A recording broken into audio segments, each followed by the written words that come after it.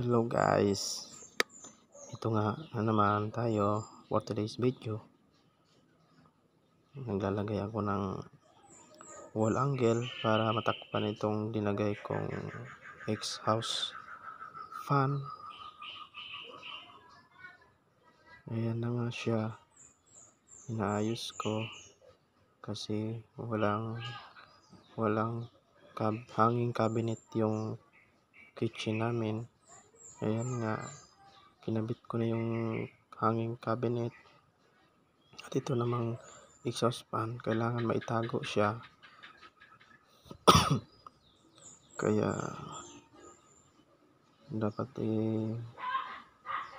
may laminate ko rin yung ilalagay kong plywood.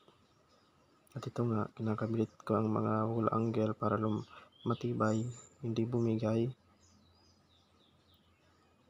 Ayan nga, kailangan butasin muna bago lagyan ng screw bit. Ayan nga siya. Napakabagal naman ng lalaking ito gumawa. Sira-sira pa yung riveter. Ayan, taktakin muna bago mapasok ang bala. Ayan na nga. Ayan, 1-0.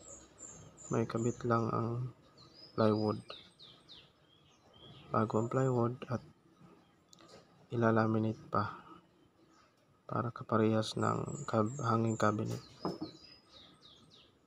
Ayan na nga siya, matatapos na para the best ang kusina at kaaya-ayang pagmasdan ng mga gamit.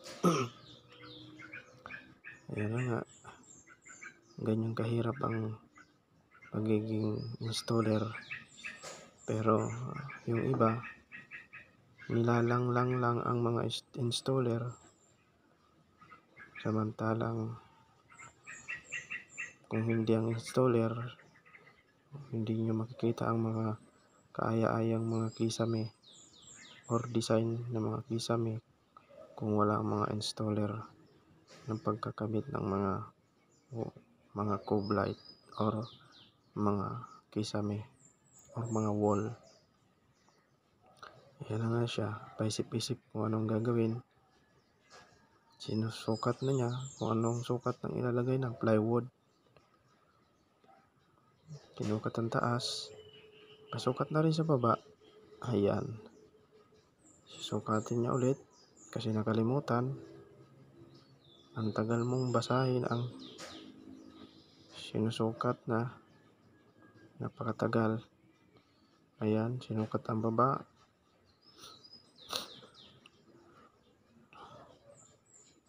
Ayan, sinukat ang pataas.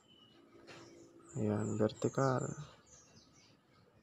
Sinukat ang vertical para the best pagka naghati ng plywood. Ayan siya. Thank you for watching mga ka-gym vlog. Thank you very much. Yeah.